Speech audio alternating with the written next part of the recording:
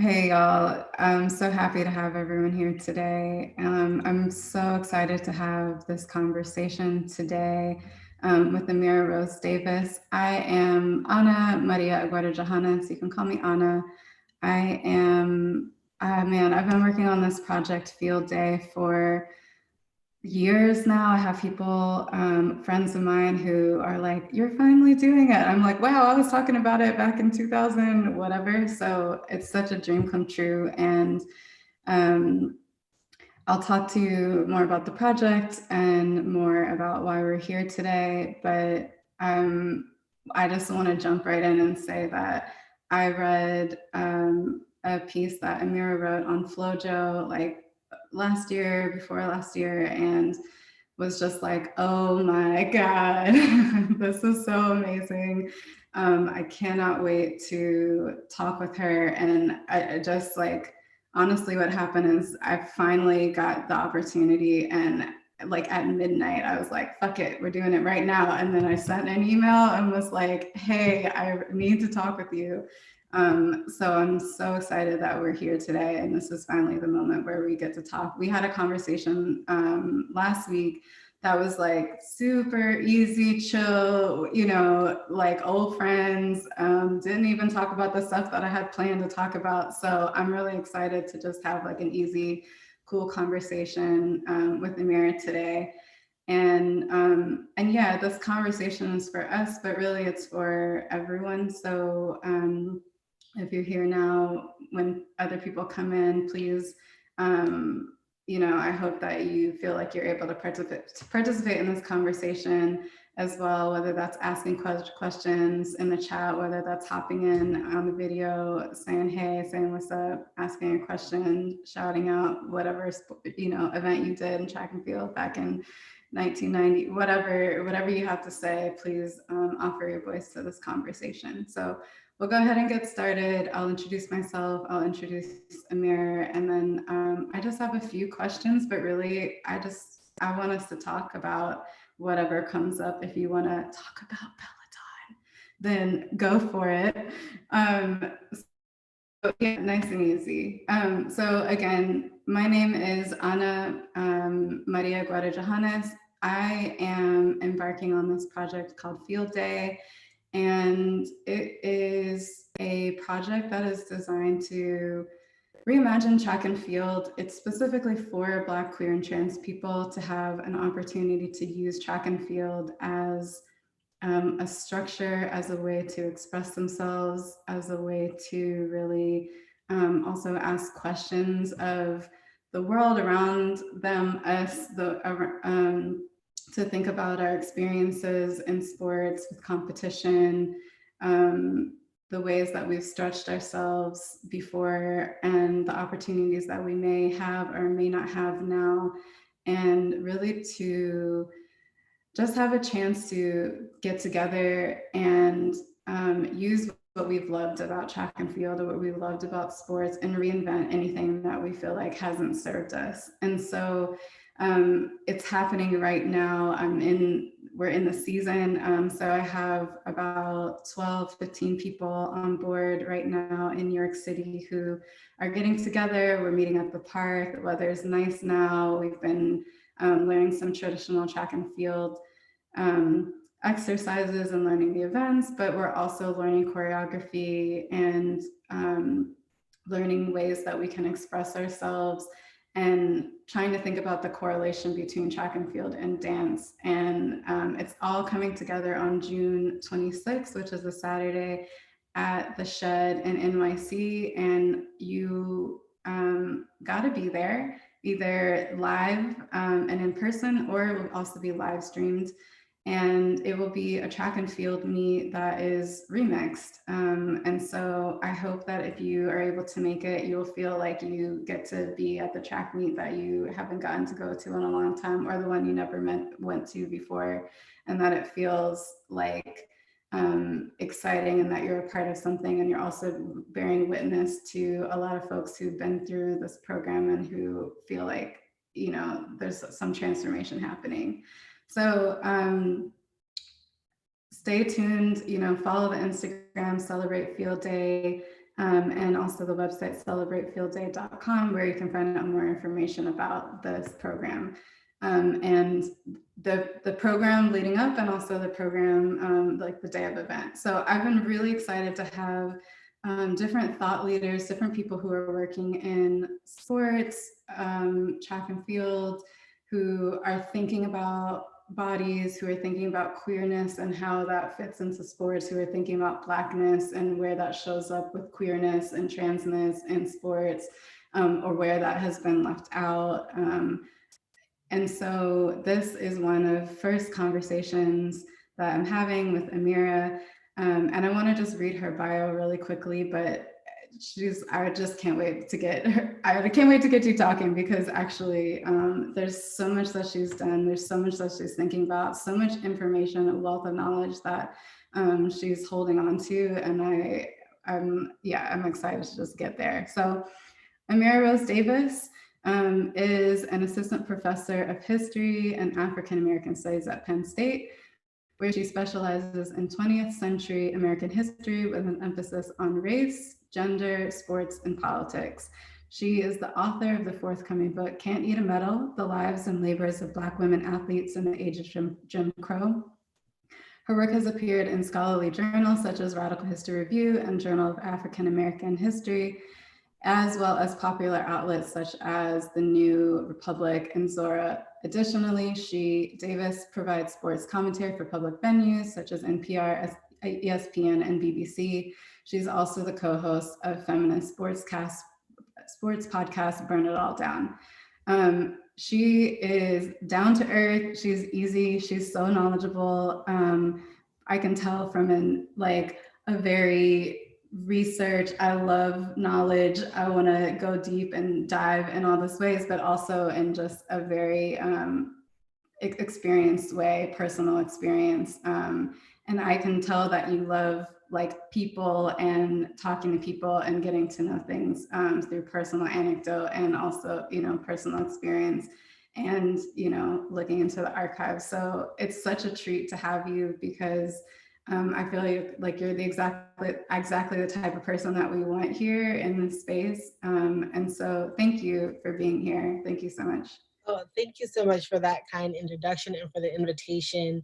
I was so thrilled. I'm like a person who either responds to email within or within 5 years.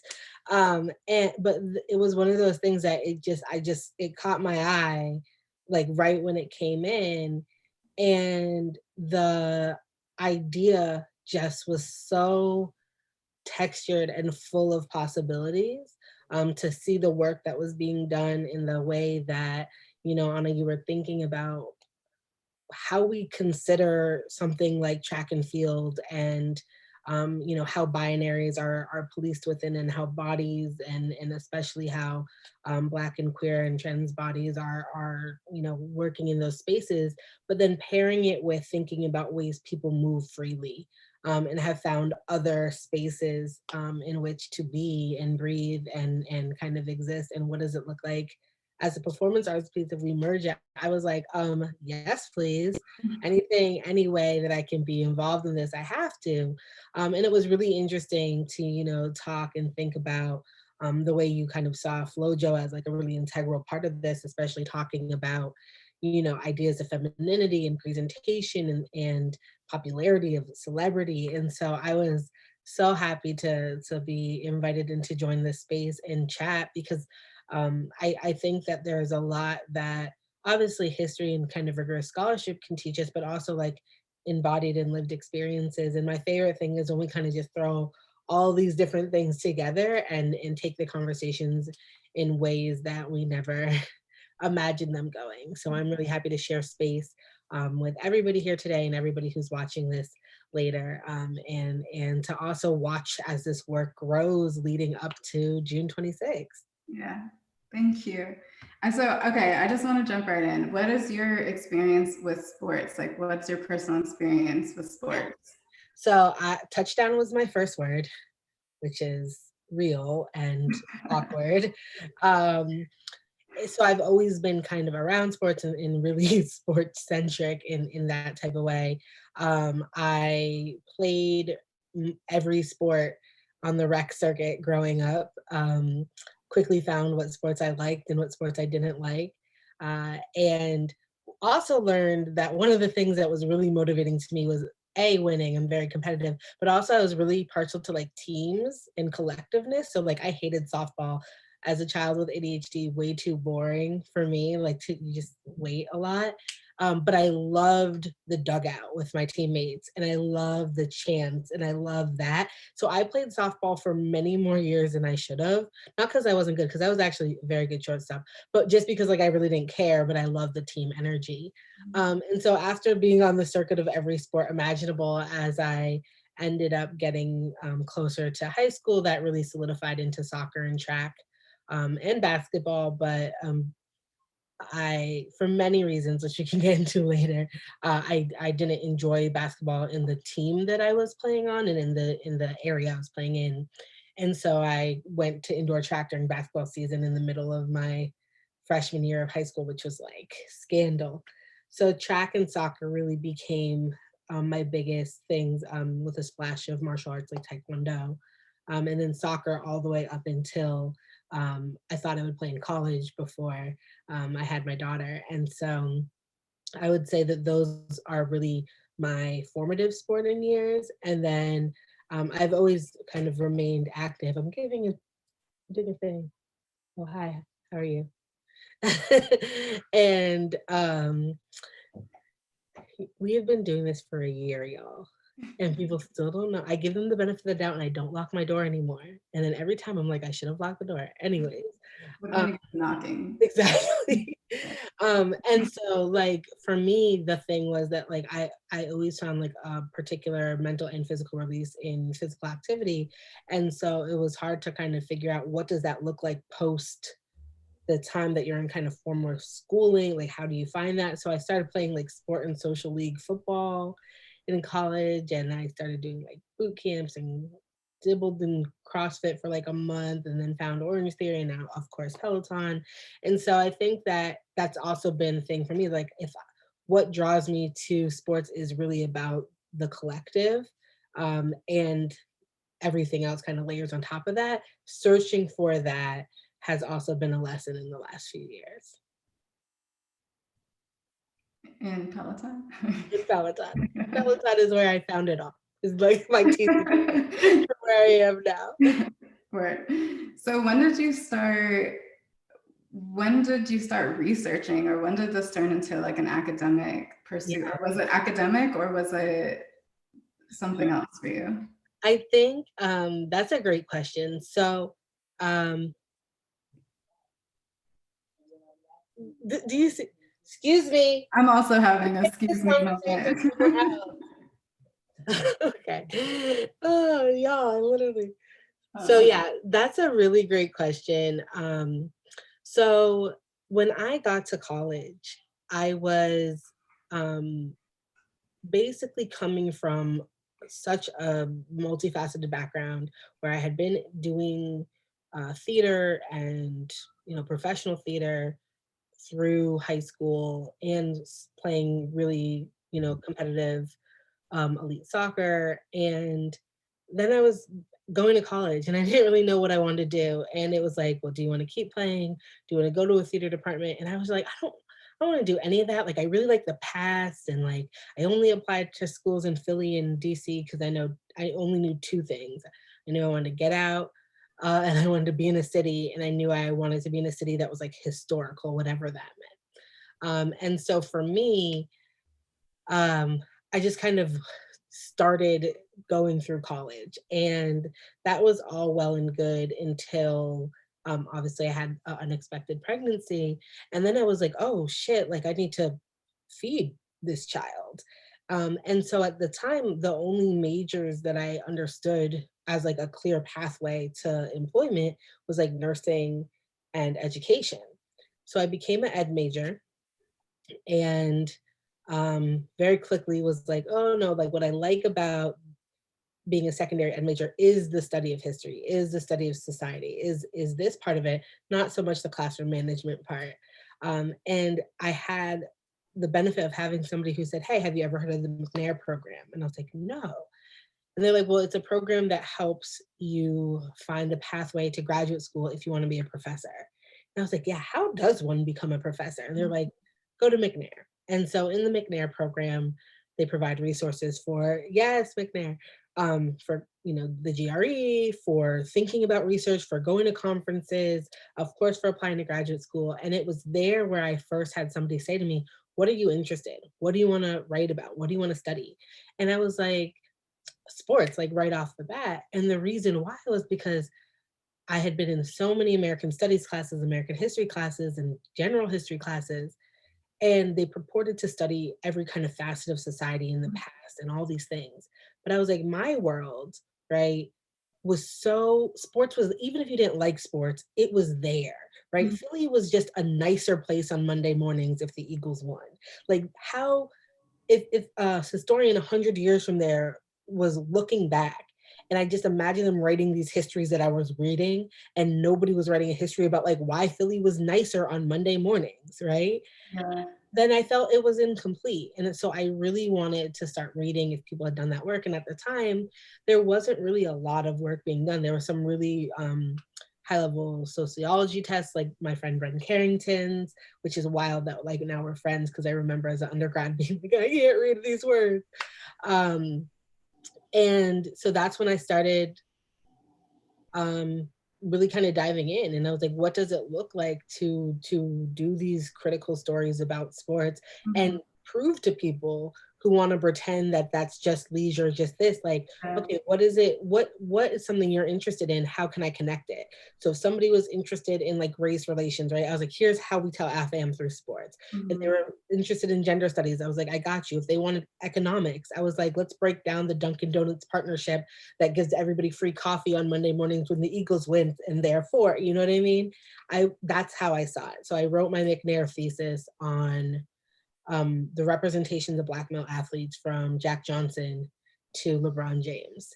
And Right. it was part history, part contemporary kind of sociology, part kind of just performative, like I'm bringing in images and this and all that stuff. But I realized like that is what I love to do and I wanted to continue to do. And Mhm. so I applied to graduate programs while I was an undergraduate McNair scholar. And I said, I want to come to graduate school into history departments and I want to write history about African American history and sports. And I got in. I enrolled in Hopkins, and to be honest, like that's as far as I had thought. Mhm. Hopkins doesn't really play games, and you have to write a first year paper. It's kind of like being thrown in the deep end of the pool before you can, to be like, okay, go swim, because it's like you get there and they're like, now write what you want to write and go to the archive and things like that. So I was like, I don't know what I'm doing. And so I decided to go to the Baseball Hall of Fame because I knew that I could find archives there about the Negro Leagues. And it was just like somewhere that I knew I could at least go to, and I knew I could drive there.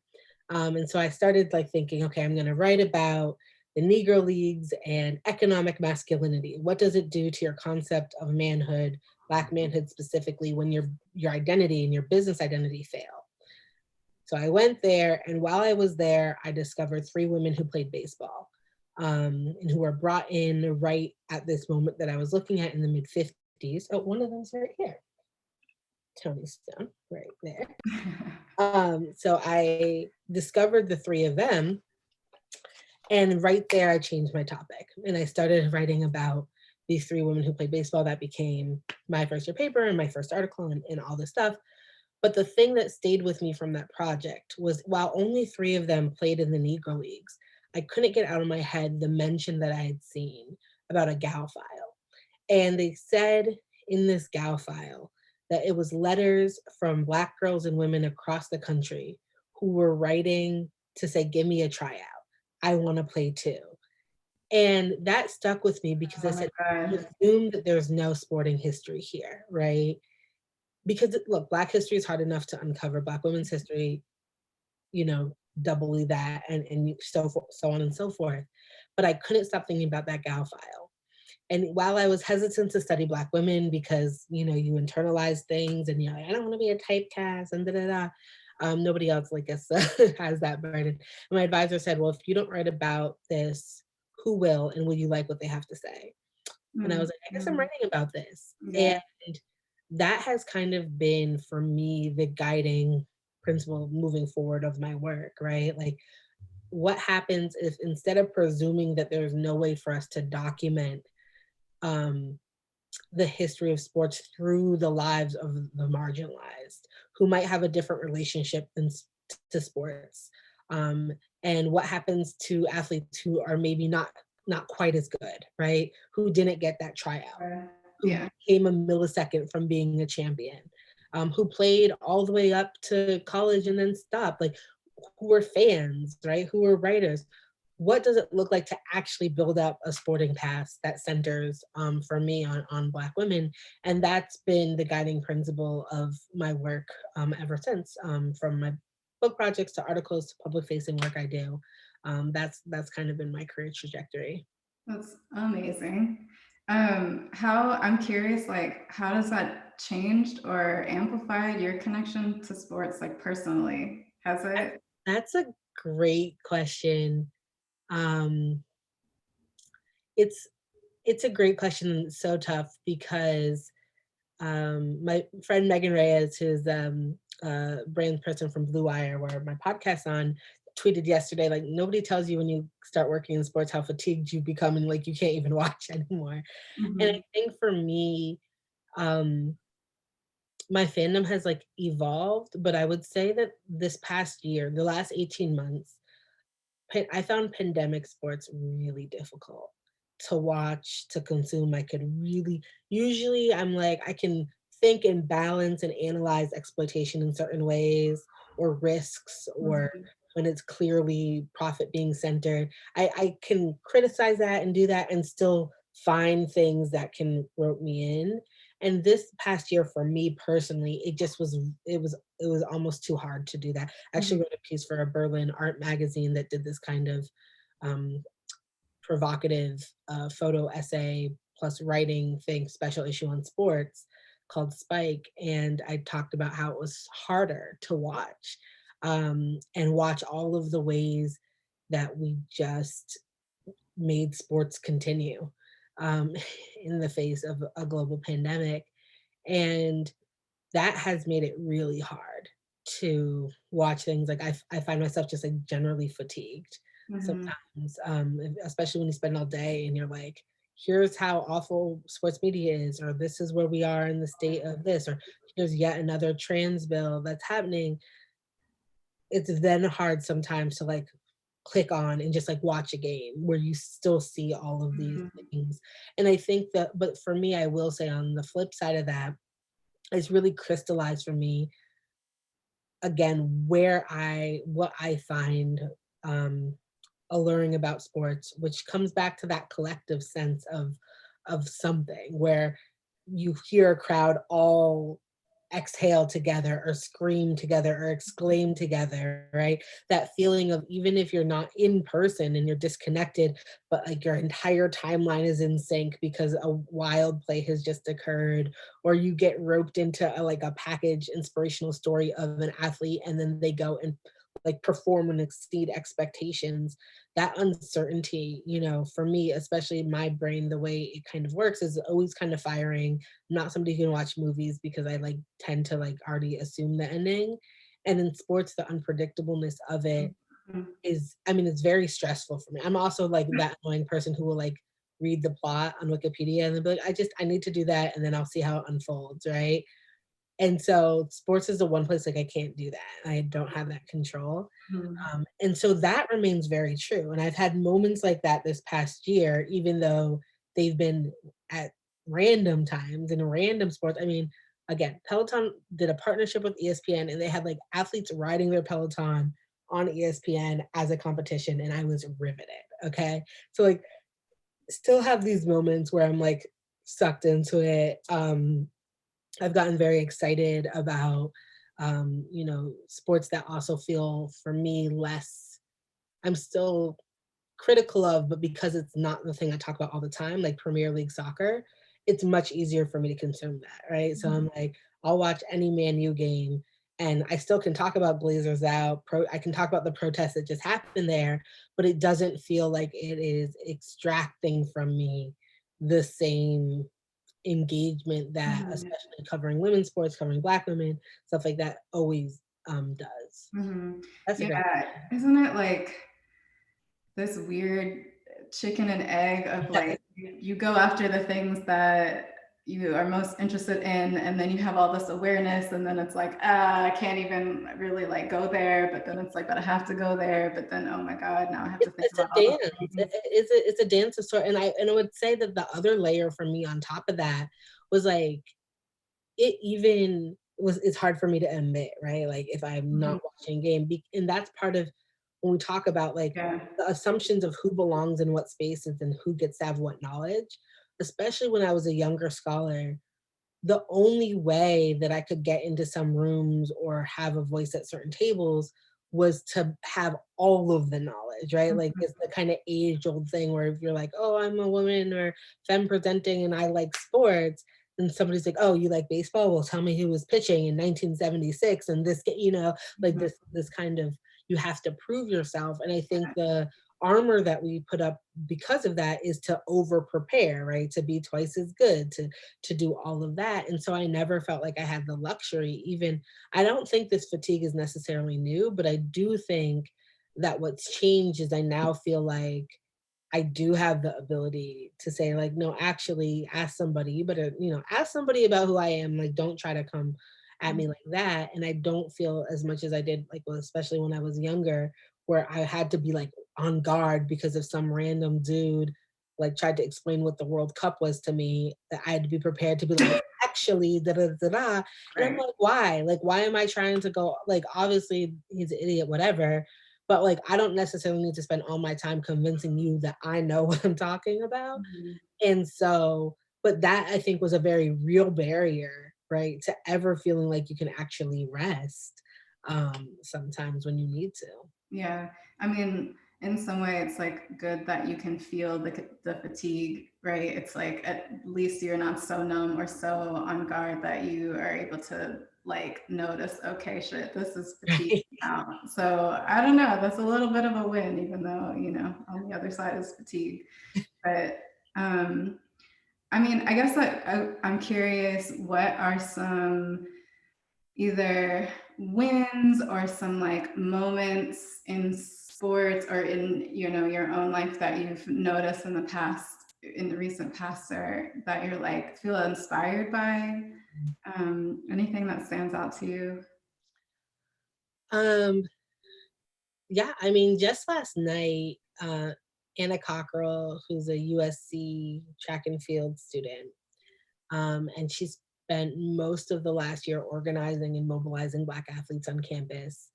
And in a way that I feel like was absolutely the blueprint for college. I talked to a lot of different college athletes trying to do this, and Anna was so clear headed about the way that she facilitated those conversations. Mhm. Um, and she did so while writing a grad thesis on Wyoming Tyus, who I write about, and I actually put a event together where they both got to talk. And the best moment of the night by far was Anna was, you know, like fangirling a bit. And I said, Tyus, Anna wrote her grad paper on you. And Tyus leaned forward and was like, Anna, do you know that we have the same birthday? Oh my And God. you know when my birthday is? It was so cute. So, anyways, Anna, who has had this year where she's absolutely been, and she's continued to do it. Yesterday, she was named Pac-12 Athlete of the Year. She won the 100-meter hurdles, and then she won the 400-meter hurdles and PR'd and set a USC record. And it was just one of those things. It's Damn. like you love to see people who are doing the work like also win, right? And I was Yeah. like, so I just wanted to right off the bat say like those are the things Yeah. where like please give Anna all her flowers. Like my Uh-huh. friend Barry, who protested at the Pan Am Games in 2019, bright blue lipstick, and she's been on it. She's been committed to this. And at the Golden Games leading up to Olympic qualifiers just last week, she got first place. And I'm like, and I love to see that, right? So those have been watching people who you feel like deserve all the things Mhm. go and also just dominate in their field when everybody's telling them they're being a distraction and they're doing this and they're doing that, has Mhm. absolutely been a source of joy this Mhm. past year. And like that's just the way my petty is set up, right? Like partially, but also because I really enjoy kind of watching them flourish and thrive, and I see how hard they work on Yeah. multiple things. So I would say like those moments, definitely. I think that we've had some really impactful moments where you do have this kind of collision of sports and protest in the last year that are demonstrate the possibilities of using that platform. And then there's been, compelling sporting moments. I mean, the college basketball tournament on the women's side was like every game was down to the wire. And you did have those moments. And that was a sport that I did keep up with because my little cousin plays. So I was really invested in it. But like every game was down to the wire. And it was that same familiar, like, adrenaline and freaking out and stuff like that. So I would say that I do have that. I would think when I talk about inspirational moments for me, um, the one that kind of bundles all of those things that I mentioned together is watching Naomi Osaka win the US Open, and doing so starting and saying, listen, I have all of these masks. I have a mask, I have 8 masks with names of Black folks who've been murdered, um, and victims of police brutality and state sanctioned violence, and just kind of setting the intention, like, in order to see and display and amplify each of these masks, you got to win. That's what it is. Um, and watching her do just that, and um, continue to be vocal and finding out like how she can, and she's naturally a bit more introverted, Right. and I so think for that's a huge part of it it's too. huge. That's the strength of it really is It like is. knowing that she's not even the person who people expect to be like strong in such a, And she is, and she does it subtly too, but in a way that also doesn't allow certain narratives to I remember right, one reporter says, "Well, what does it mean for you to have these masks on?" and da da da. And it's again, they ask the same questions, even though she's answered them, right? right. And a lot of times athletes just like give the same answer, even though you've answered them.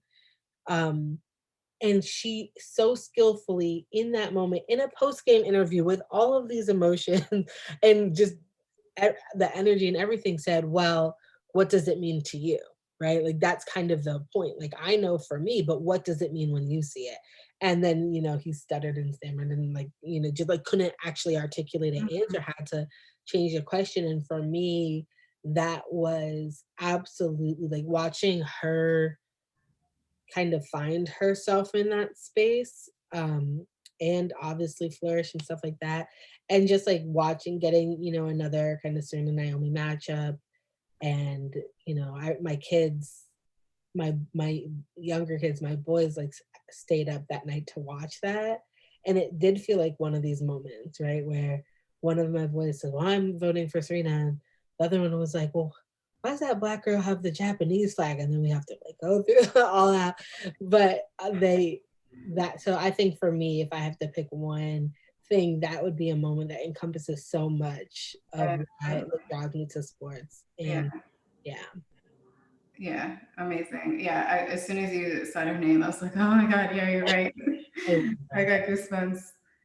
Um, I'm curious. Okay, so I really want to talk to you about FloJo. Yeah. Can we? I guess I'm first curious, like, how did you become interested in FloJo, or what Yeah. was your pathway there? That's a good question. I don't know if I know that. I Yeah, think that FloJo has always been there. yeah, yeah. I feel like for people who don't even know about FloJo, FloJo, right? Mm-hmm. Whether it's you've passively received it, you know what I mean? Like I don't know how young I was when Baby Got Back came out, but like how many times did I say the line about FloJo just like goofing off, right?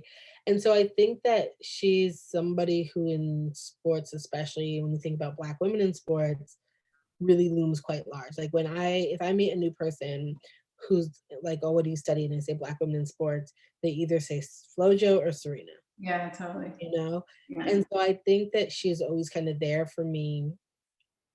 Um, I think that the first time I really started diving in was actually at the end of my first year in graduate school. Now, how did I come by? I I'm not sure how I ended up with this, but I ended up with a Flojo Barbie doll. And these were made, um, Mhm. many years before. I have no idea. I can't remember if I got it or somebody got it for me. I can't remember. But I ended up with the Flojo Barbie. And I was so intrigued by this Barbie. Um, oh no, you know what? I didn't have it physically. I just like had seen a picture of it somewhere in passing, and I was like, I need to know more about this. And I was really interested because at the time, as I was wrapping up my first year of graduate school and thinking about Black women athletes, I was talking a lot about dreams and the way that like dream rhetoric was used with all these Black women, like they just followed their dreams. Mhm. Um, and when I looked at the Barbie, on the box, it had all this stuff about following your dreams. And then it was like fashion, fitness, like femininity. It was like really exuding for me, right? Like what it meant to think about like how Black women in sports were symbolized and placed in boxes. She was in a literal box, right? And you had like the press on nails that came with her, and you could change her outfit to go from the one, the one-legged tracksuit to like a kind of chicer gown. And like I was so interested in this, so I actually used it in like this end of the year talk I did to illustrate these long held concepts of femininity and dream rhetoric and like all these things that I talked about with other athletes. I anchored it to an athlete that people were familiar with, but Mhm. had perhaps not reckoned with as much. Mhm. And that's really where it started. And then I think after that, I went to find the Flojo Barbie, and I have two of them. Okay. And it's on my campus office, which I refuse to go to, but or else I would have showed you at that point. Um, but I and from there, she was always someone that I returned to in many different ways in my work. My dissertation and my first current book project end in the 70s. So before she's in many ways the exclamation point or the continuation of an earlier story that I'm telling. And so she's long served for me as this person's like, okay, if we know Flojo, I think there's a way that people have anchored her to say, to build off of it. And for me, it was like, what does it look like to build up to this? Like, how did we get Right. right to Flojo? And then any way that I could, I tried to continue to put her in my work, to do articles, to do conference papers on her. But for me, it's precisely because of that high level of visibility and all of the things that uh, circulate around thinking about her athletic career. That does the work of touching on so many aspects of things that I study. That she's somebody I always and always return to, time and time again. Yeah. I'm there's I'm like Flojo, we could say so many things. I guess okay, for someone so in some ways in this project I've realized that like most of the people I'm talking with like know Flojo, but a lot of people can't really say that much or just like I know what Flojo looks like, but maybe don't even know like the events, don't know anything about her career in like in fashion or the way that she or her story where she came into it. And I guess I'm just curious from you what you can offer, what you can share about her story that most people don't know. Yeah, absolutely. So Flojo, obviously track and field athlete. She's a Cali girl, born in LA, in a family that's very large. She's towards the end, but she's still in the middle. And so, right, she's born in '59, and so one of the things that, of course, right off the bat to know is that she's coming of age, um, and really gets going in her career after Title IX has been passed, has opened up the ability to for women to have more athletic opportunities. I'd say, one of the things I document in the book is that a lot of um, for Black girls, there were uh, scholarships and opportunities and stuff way before Title IX that actually were kind of dismantled by the passing of it. But what it meant was people like Flojo could go to somebody like UCLA, right, which is where she ended up um, going to college. And there she would become part of tracks like First Family with Bob Kersey and Jackie Joyner Kersey. And actually, Jackie Joyner Kersey is going to really shoot to fame before Flojo, especially in the 1984 Olympics. And she's a decathlon athlete, and those are or heptathlon, one of the tathlons. And she has Sports Illustrated's cover. She's the golden girl in many ways before FloJo, but she's also contained. She's comported. She's, what we have known Black women athletes in the spotlight to be, which is super respectable. Mhm. And uh, so, yeah, so she really, she went to the 84 Olympics, but really kind of exploded onto the scene in 1988, and then abruptly retired um, within the next few years to everybody's shock. But then always articulated bigger plans than track, as you kind of mentioned. So once she became such a commodity where she was able to sell herself and her branding, stuff like that, especially to international markets that soon people nicknamed her cash flow for how much endorsement money she was doing. And this was unheard of, Yeah, especially for Black women. There was yeah. women athletes who had been able to do this, Mary Lou Retton, right? But Black women had never seen cash like this that was coming in. Um, especially from Japan, especially from overseas markets. And so part of this was, like I said, the Barbie doll, which wasn't actually from Barbie. It was like a company that's trying to compete. But also it was through Flojo's desire to do fashion and design. And you see her do this in many ways: designing clothes, wearing clothes, designing her own, styling herself, styling her leotard with her nails. But one of the things that people don't know is that she also designed the Indiana Pacers jerseys. Mhm. And so basically, the Pacers were being the Pacers and not very good. And they were like, all right, we need a reboot. We need a new team look. We need all of these things. And part of it they decided to do is bring in Flojo to design these jerseys. And she worked with the team. She talked to people. One of the things she did was make a V-neck. So if you see those jerseys now that have a V-neck, she lengthened the pants a little bit. Um, and this is right at a time where pants, the uh, incline for pants were dropping down and down and down, right? Jordan, of course, had been wearing too shorts, and so he'd been wearing them baggier. And so all of a sudden they were doing it, the Fab Five in college were doing it. So she really embraced that and also paired it with like a V-neck. And everybody loved it, not only the team but the fans, and it really helped that the Pacers randomly started getting good. So people do that thing where they start associating what's new with new success. And to this day, when they wear throwback jerseys, a lot of times they do a throwback to the Flojos, and it really became a prototype that was then echoed across the league and became one of the biggest kind of impacts on modern jerseys that we see. And so I think that when we think about Flojo off the track as a businesswoman, as an entrepreneur, as a symbol, like as a brand herself, we can see that she was really able to chart a new path that was entirely unavailable to her predecessors and really to her contemporaries as well.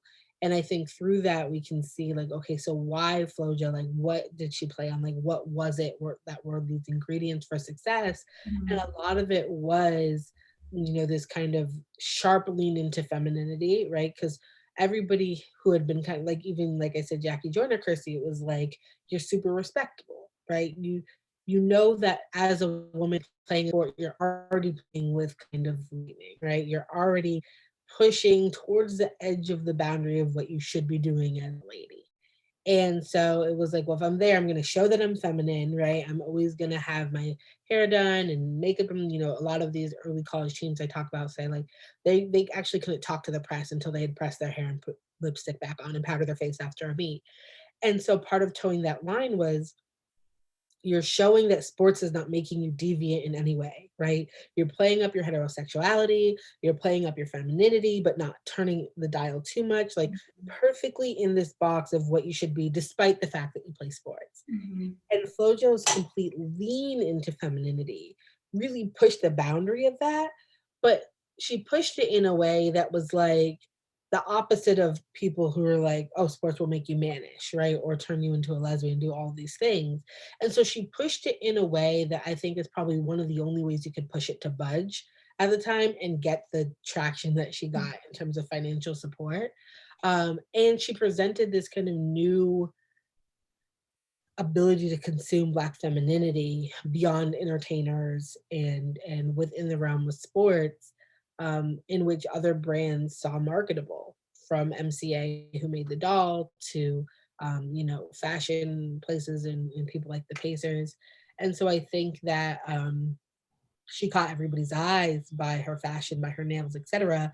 And then, everybody loves a winner. And so it helps solidify that, right? Like, there used to be people who would write about, in 1984, when she was coming down the stretch with the last baton pass, there's a writer who was like, will she be able to make the baton pass with her dragon fingernails, right? And every time she won, Yeah. looking as she did, being unapologetic, Yeah. it proved that you could, right? People didn't really have, like, say something about my fingers now as I hold my gold medal, right? Like, you can't really. And so I think that also, contributed quite a bit for the boundaries she was able to push. Yeah. Yeah. I think about all these other athletes too who I see, green hair, nails, like fashion, wearing clothes that there's a lot of, there's like this conversation in the adult gymnastics Facebook group that I'm in about like being able to wear like full body unitards now and how empowering that is, or how like, wow, we never had that before. I just see, I mean, of course, like still this conversation of like what we wear and how we present ourselves and if we're allowed to and shouldn't we be able to, and fuck that, this is how I'm going to be. I mean, there's just so much, there's still just obviously so much conversation about that. That's definitely one of the things that in this event that I'm trying to, this performance that I'm trying to do is kind of is play with that. Like I want people to feel like athletes. I want people to feel performative, and then I also want them to say or to ask themselves like, well, what would make me feel like the best version of myself, or the most comfortable, or the most expressive, or the most free. And yeah, I'm like, we're not there yet. We're starting to get there, but I'm curious to know if it will feel challenging for people to even just get past that point of just feeling like they can show up only as the way that they've been taught, or the way that, right? Yeah, I mean, Um, I think that, well, I when you were talking about that, it made me think of Natasha Hastings, who's track and field athlete, who's a mom, who's done a lot to mhm, talk about those two identities together. But she mhm, has a piece for the Players Tribune where she talks about how putting lipstick on before her meet, she felt like she could run faster, right? Like she yeah, was invincible. And I do think that there's this really, I mean, Evelyn Ashford did this when she said, like, actually being a mom made me faster, right? And like, I think that there's ways that people, athletes speaking out, penning pieces and tribute and stuff like that, have been able to kind of subtly push on these things. For me, the way I think about it, like barriers to showing up as you are in sports, right? Yeah, I think there's, of course, internalized things, but I think the biggest barriers are the ways that there's literal, actual barriers, from governance of sporting bodies, mhm, to police, uh, many different things. So obviously financial barriers. The biggest thing we're saying now is that sports is one of the central places that we see the maintenance of like really strict gender binaries, Mhm. and it has become really ground zero for trying to legislate trans people out of existence. Mhm. And it sports forces binary on a world that just doesn't exist like that.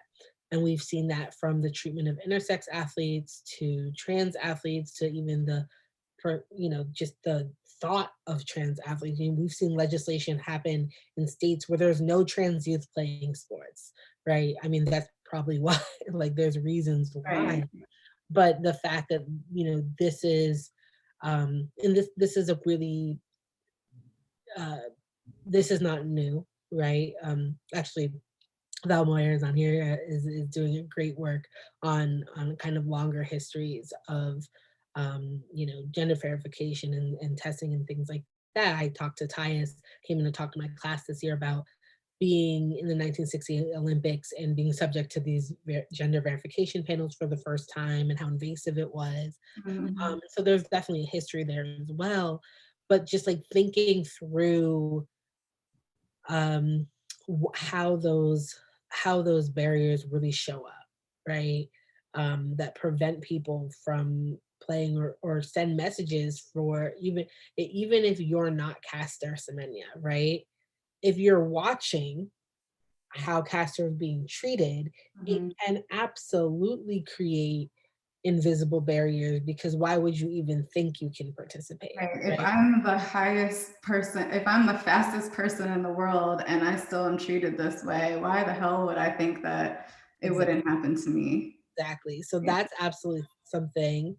And it forces folks to self-disqualify. Absolutely. I mean, Mhm. it's a great point. And I think the other part of that is that we're seeing those barriers shoot up in different ways where I often talk about how the barrier, like it used to be that you have to perform femininity in certain ways as Black women to be able to get in the game. And for me, I feel like that box has shifted a bit to be able to get sponsored and support. And so I think that that's a very kind of a next piece that's very important. I talk a lot about Clarissa Shields, who's gold medal boxer from the U.S. who the boxing was added in the first Olympics she competed in, and this is when they were still saying like women boxers need to wear skirts because how else will people know they're women? Which is so asinine. And they were successful in disrupting that and saying, no, absolutely, we're not doing that. But um, after she won the gold medal, after she won the second gold medal, and watching people who had other Black girls in sports, like especially gymnastics, you see Gabby and you see Mhm. Simone. And she was saying, well, why, like, where are my endorsements? Like, where are they? And there's this well, it's a heartbreaking scene, but there's a scene I always return to in T-Rex, which is a documentary about Clarissa, um, and she's sitting with a team from the US Olympic Committee and from her team and the agencies and stuff like that. And they're saying, okay, we hear you. We hear that you're watching everybody else get endorsements and you're back in school in Flint and you're trying to keep your mama's light bill on and like your water bill, I think she's trying to pay. And she's doing all this. They're like, we get it. We're going to try to find you things. But like the first thing we need you to do is to stop saying you like to hit people. And she's like, but I'm a boxer though. Like that's what I do. And so I think that the WNBA just had its first like actual beauty sponsorship with Glossier. Mm. And to think about like how long it took to do that because this perception like, Yeah. this dance right again between you want to say you're feminine and stuff like that, but you don't want to then always shrink it and pink it. And like, how do you find this? And the thing about the Glossier campaign, there's a great article in The Athletic that Nicole Auerbach wrote about this, um, is that it was a campaign that, centered a handful of the W players, but they all were talking about their own beauty journey, right? And some people were talking about using Glossier just in a very kind of skincare regime way where it wasn't about um buying lipstick, beating your face or anything like Right. that. It was about like, I use this because I sweat a lot because I'm practicing and I'm a professional athlete, and this is how it helps my skin. And then other players were like, hell yeah, this is their mascara. Look at my lashes, you know? The person who's like, the people sponsoring the women's NCAA tournament needs to be whoever sponsored their lash glue, because the way their lashes were holding on during skirmishes, like I am somebody in the rare times that I ever have to put lashes on can like look at somebody funny and one will fall off. So Right. the fact that like Dejanay Carrington is around the court and like being hacked and her lash has not moved at Right. all, like these are the new frontiers, right? Right. So I think that these are like all the kind of types of barriers that happen. Some are placed there, some um, arise as you see and watch what else is happening. And I think that's about where and this is where we've been, right? In terms of looking at sponsorships and endorsement dollars, we know people log behind.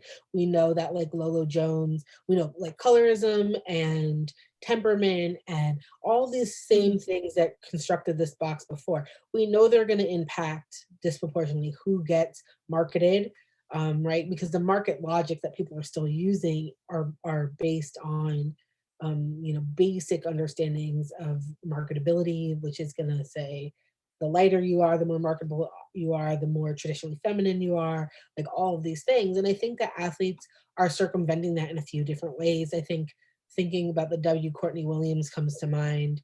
You know, Courtney played for the Sun, now plays for Atlanta Dream, and had a moment 2 years ago where Courtney said, well, look, I'm not just here to be like inspiration porn for like why like I'm never not gonna be the country girl I am. Like I'm never not gonna present like this is how I present, which is leaning more into a gender fluid presentation. Like this is how I am. And I'm not gonna switch that up just because I play ball. And like the recipe has always been for us to be like certain type of role models, right? Mhm. Or like the reason why we play the game is like so noble and things like that. And so you fast forward, like you don't see Courtney Williams featured a lot, right? You don't see you see the logo still having a ponytail. My friend ZR King, who plays for the NWSL, raised this issue and said, like, I'm my hair cut down, I'm bald headed. Like, give Mhm. me a logo that looks like me. But I think that you see like Courtney Williams, you saw that tension. Fast forward now, Courtney's girlfriend is like a huge YouTuber, and now they have their own YouTube channel and they do vlogs. And when I tell you their follower count and Mhm. the advertisement money they come from YouTube and whatever, that's what it looks like to like push edges of boxes and Yeah. to find these new moments. And so I do feel if anybody needs anything to like anchor onto to feel like there is some, it's not just this something that's just being given, right? There's people constantly pushing. And Right. that's one thing that I think about in ways where we can see how people aren't just kind of receiving these oppressive barriers, but are pushing them and contending with them in various ways as well. Yeah. And I feel like being an athlete helps you to be that kind of person. It's like you're already a person who's practicing how to push past like perceived limitations all the time. And I mean, I really, truly, personally like feel that sports is such a place that can help you do that, especially if we allow ourselves to like be free in it. Or if we really have coaches who see us, like really see us and understand us, like not just on the court, on the track or wherever, but like fully. I was looking at my Facebook earlier today and I saw my gymnastics coach from maybe I was like 7 to 14 or something, black man. And I never think about how important he was in my life and the way that he taught. I mean, he taught me discipline, which I'm sure is a little bit militaristic and coming from all, but still there was like this way that he really guided me and really like was really affirming and really like showed me or like helped me to see myself and see the ways that I was like contributing. I remember like I was in a group with all these little white girls who were doing this like cutesy movement, on the floor. And I thought I kind of had to be like that. And my movement was so much more fluid, actually. And he was like, you know, you have something else actually to give. You are a lot more graceful and a lot more. There's something about your movements. I really want you to tap into that. And you know, it wasn't in those words. It was like in 1995 kind of language. But still, I was like, yeah, I see that. So I don't know. I just think that I really think about, you know, like sports and then the whole like ecosystem of that, like all the people involved who can really help create the space. Yeah, like not just the athletes, not just the coaches, but also the parents and also, just the whole, like everything else Well, that. one of the things I think, right, is that sometimes when we think of movement, especially artistic movement, we think of dance, right? We Mhm, think of, other types of ways people move their body. And sometimes sport we don't understand or think of as mhm. art. And so Yeah. we lose the way that there's a choreography to it and an Mhm, ecosystem, like all these things. But I think that, and what I love so much, right, at the heart of what you're doing with this work here with Field Day, is thinking about the way we move in this world, in a world that for many of us, for a variety of reasons, does not want to yield space for us to exist, and what it looks like to move through that world and learn how to and find and fall into movements that breathe confidence and empowerment and mhm, feelings of home and rest and peace, right, as we are shouldering these kind of invisible burdens. And to me, that is the biggest lesson that I've learned, whether it's through sports or through dance. I told you this story about, I grew up dancing bomba and was like not naturally, my sister's the dancer. I'm not naturally a dancer, but I also was like really timid and really scared. And if you are familiar with bomba, it's very hard dance to be timid because the dancer leads the drummer, right? And so you have like the bass kind of beat, of course, but the drummer is going off of your movements. So whether you have a skirt or you're dancing a kind of more modern style where a lot of the movements are on your hips, the drum is following you. And so if you're timid and you're out there and you're kind of like half waving an arm or half stepping, the drummer, and so when I would go out, the drummers would be looking at me like I will never forget the faces of like trying to catch a beat, right? uh-huh. And somebody said, the trick is that you just need to have confidence, right? If you're thinking too much, if you're trying to be like somebody else's movement, whatever, just move like you. And if you're falling into a natural rhythm where you're confident and you can kind of embody and perform it, whatever, the drummer will go with you and it will feel, you're not going to be forcing a conversation. You're going to be humming together, right? Which is the point of the dance. And that was change that's what changed it for me, right? And I still probably looked probably more of a mess than some of the other folks, and I still did it, but it entirely changed for me what I even was getting out of it. It became less about the observers and more about like, how does my body naturally want to move Yeah. in this space? And I think that we've seen that. Like my husband is the type of dancer that always used to make me go like, oh my gosh, because like he's always doing the most in line dances and stuff like that. But he will always say like, I love to do that. He's the person. We'll be on Disney cruises with our kids, and they keep the adult section open all night, right? 2 in the morning. But nobody's really in the Disney Cruise Club at 2 in the morning except for my husband, who's break dancing by himself on the floor at like at 1:45 AM. And I'd be like, "What is it?" And he was just like, "I just had to release. It was just fun." And it took me a while to understand, like the same way for me doing a high intensive interval training workout was the way that I did that, which is like, what does it mean to just like move your body or to just push it, right? When I can just like run and I'm pushing myself to that place, I get that type of adrenaline that some people find in other forms of movement. And so I love the way that part of what your project, part of what Field Day does is require us to sit with what we have learned and what society tells us is acceptable movement for what type of bodies, right? So track and Mhm. field is like, this is the movement you have to do, and this is how you do it, and this is the body you have to do it in. And we've watched how, especially Black women, have pushed on that, right? We've watched how athletes like Caster, we've watched how that has continued to be troubled, for sure. But I think Mhm. that for me, it's like, what does it look like to think about the freedom people found in capoeira and in Vogue and in these other dance forms, and applying it to a space that has been rigid, to see like what happens when we throw them in contrast together. Mhm. And so I really, that's to me what the heart of it is, because I do see sports as artistic. Like there are beautiful artistic moments and tableaus that occur when you're watching people just kind of move in certain ways. And I think that the same way that I think, dancers, I'm like, that's athletic as hell. Some things that people do with their bodies is wild. Yeah. So, that's where I feel like at the end of the day. Yeah, my partner Raquel is a basketball player, and she played this video of a dunk, like a slow mo of this dunk over and over, and was like, "Do you see how that's art? Do you see exactly what's happening here?" And I was like, "I'm trying real hard."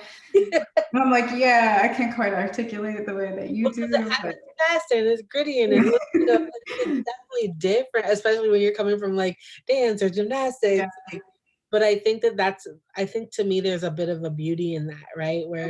And we're seeing it, right? Every time a UCLA gymnastics video goes viral, oh or yeah, my girls down at I LSU, love it. I love it. I love it too, because it's I love like, it. actually, we can dance this way in our floor routine, Totally. right? And Yeah, we can move this way, and we can wear our hair out, and we can fit our bodies and our gear towards this way. And it's like when you're taking other movements, like half the time when they're dancing in their floor routines, they're literally doing other dances. yeah, And it's literally that fusion that is the smiles on their faces, the joy of even just watching it, to yeah. me is like what it's about. Oh yeah, totally. Um, I was gonna say something, but that was probably a long time ago. Yeah, I love those. Like as a gymnast, especially to see other people, like random. I'm the gymnast that everyone knows, so random people will send me those videos, and I'm like, I'm so happy that people are watching gymnastics and finally like seeing what I see in it. And it's always like it's Simone Biles. It's always like the UCLA gymnasts. It's always these people who are like reinventing or just doing gymnastics in a way that people haven't seen before, that is really getting all these new people into it, and I get so excited about that. Absolutely. Yeah. Because it um, also makes you think of the future, right? Like, how different is it if you are a little Black girl right yeah, now and you're not just watching Simone, right, or yeah, Gabby, or a number of people, but you're also seeing Caitlin Ohashi, right? You're also seeing mhm, Nia de Jesus. You're seeing all these other mhm, things. What does it mean that you feel like your body can do in that space? yeah, And that's yeah, how it shifts. yeah, totally. It's so, I guess in the way, it's like cool to get older because you actually do. I mean, I feel like I'm finally at the point where I'm noticing actual changes in the landscape and like what's available, and also just seeing what goes viral and all of this. I'm like, whoa, that's so different than like what it was. So it feels really exciting. I have my niece is 22 or 3 or something, and so it's really nice when she shows me things or tells me things. And she's not even a teenager, but just to see what people are seeing and to realize like, wow, we're seeing these same things, and it's pretty inspiring to know that there are things changing. And yeah, we got a long way to go as well, but it at least feels exciting. It feels like an exciting frontier right now. Definitely. Yeah. Thank you so much. I would love to just like, if anyone has any questions, or if anyone wants to add anything, um, please go for it. You're definitely welcome to come on video. You're welcome to just write in the chat. Um, yeah, but in the meantime, I'm curious. So, what are you working on right now? Too many things. Too many things. So obviously I'm finishing my first book, Can't Eat a Medal. Um, and that is happening. I'm at the point of where I'm over it, quite honestly, but it's Mhm. still a thing.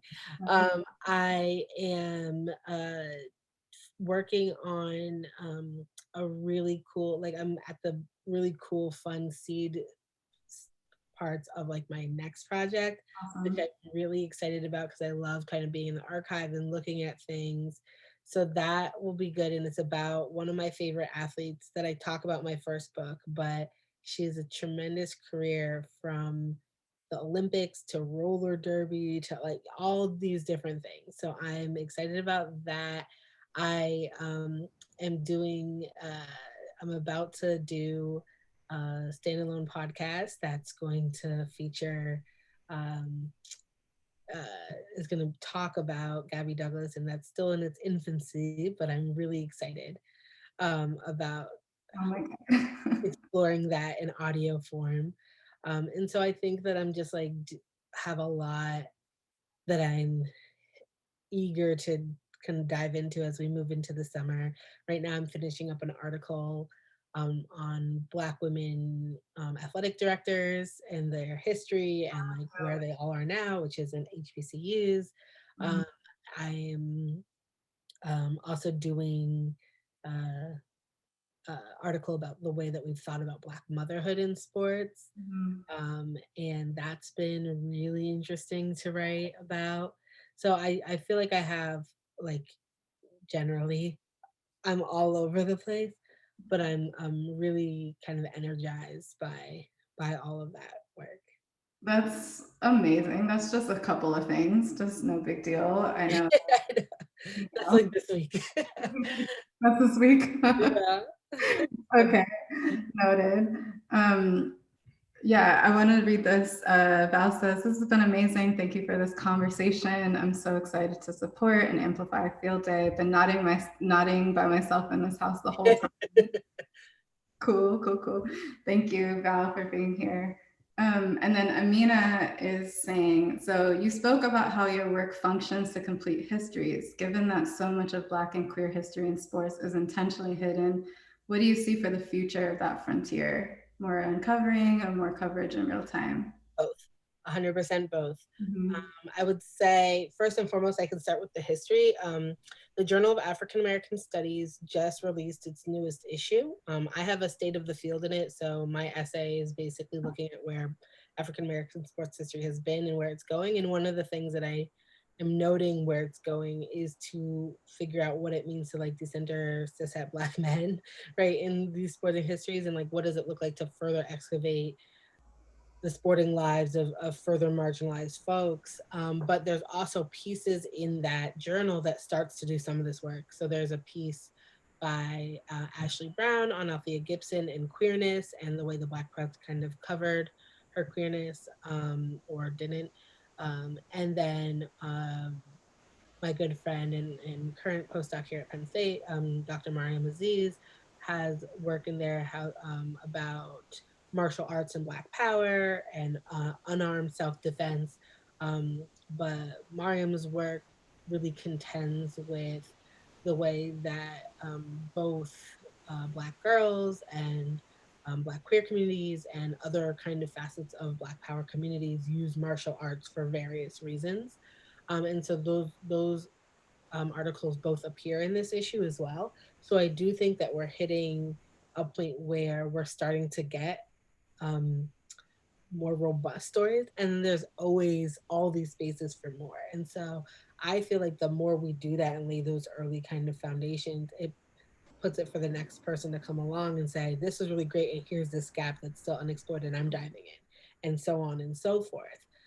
And the more you do that, I think historically, the more foundation you give when people are trying to then expand coverage today, which is absolutely also necessary.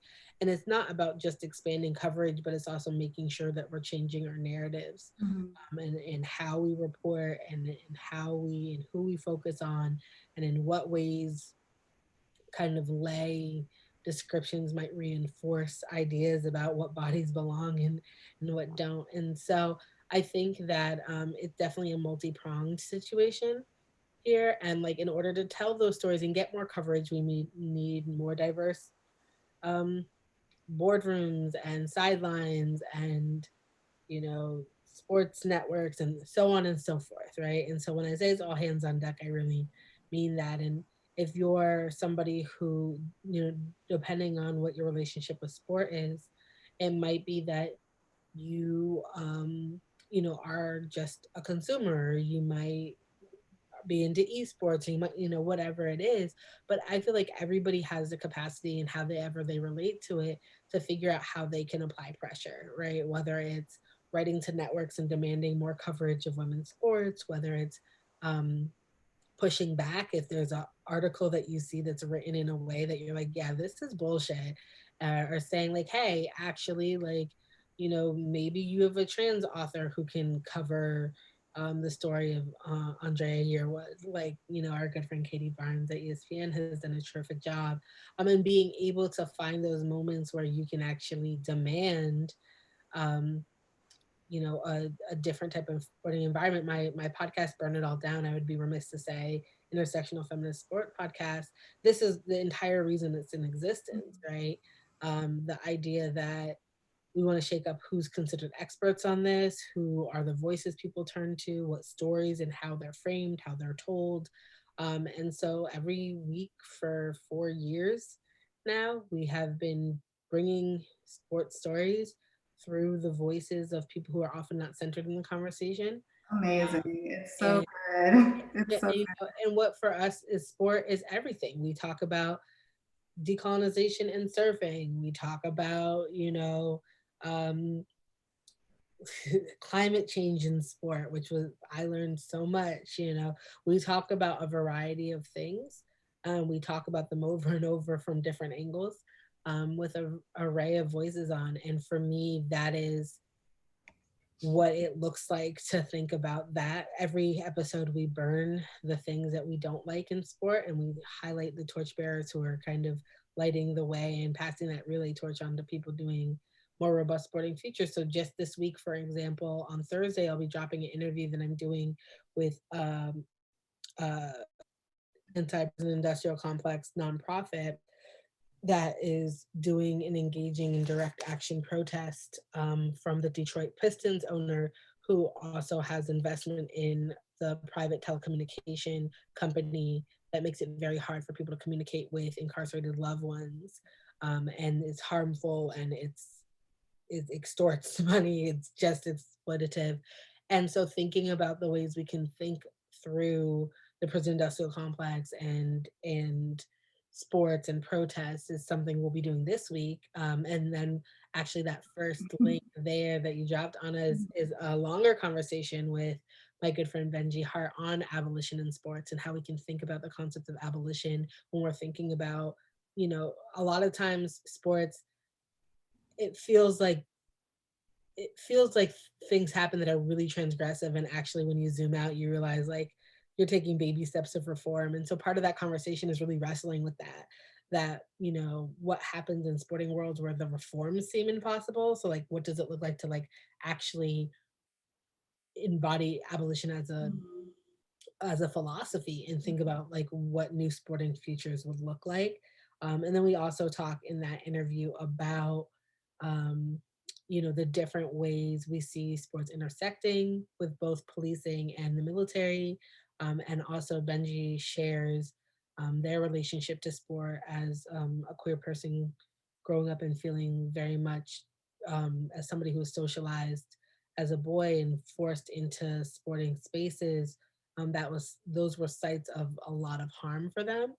And so we talked about that, and then we actually really kind of unpacked the way um, sites that were really full of joy and community, like ballroom sites, also still had all of these aspects of competition and like a lot of parallels, right? And so I think that that was an example of a conversation that we both walked away from learning a lot. And I think it has forever shifted how I see things. And I think they would say the same, that we were only able to do because we put these two things in conversation that most people are like, why is this a topic? And so those this is like an example of like the little ways that I think at least on my end we try to disrupt that. But for me, it's part of a longer effort of what I try to do in my work. Mhm. Amazing.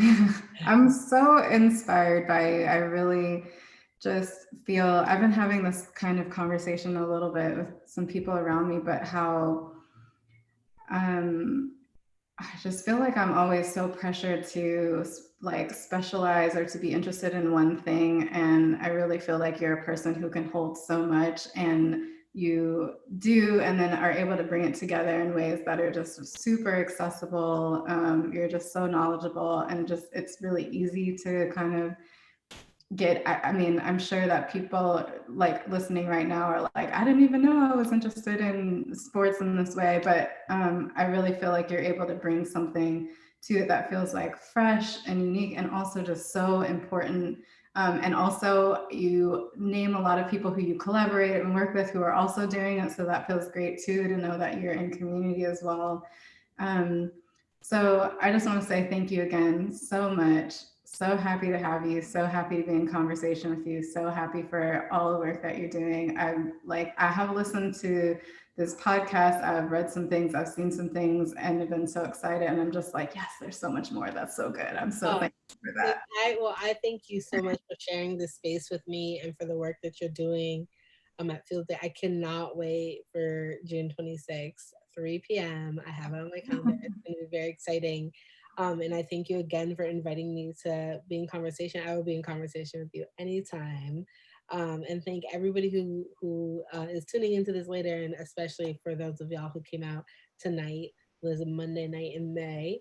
And I look forward to continuing to build and think about how we can move in new ways, literally. Yeah, totally. It's perfect. I'm dropping in links right now for people who want to stay in touch. This is Amira's website and IG, also on Twitter with the same name. I feel like Twitter is 88 because I'm very basic. So it's either the graduation year from high school or my birth year. Okay, Mira Rose 88. Yeah. Okay, cool. And then if you are interested in following Field Day, there's the website and the Instagram. Please, follow, stay in touch, keep the conversations going. Um, I let's wrap. And again, thank you so much for being here. Thank you for everyone else who has joined us and anyone who's going to be watching this later. Thank you as well. Please amplify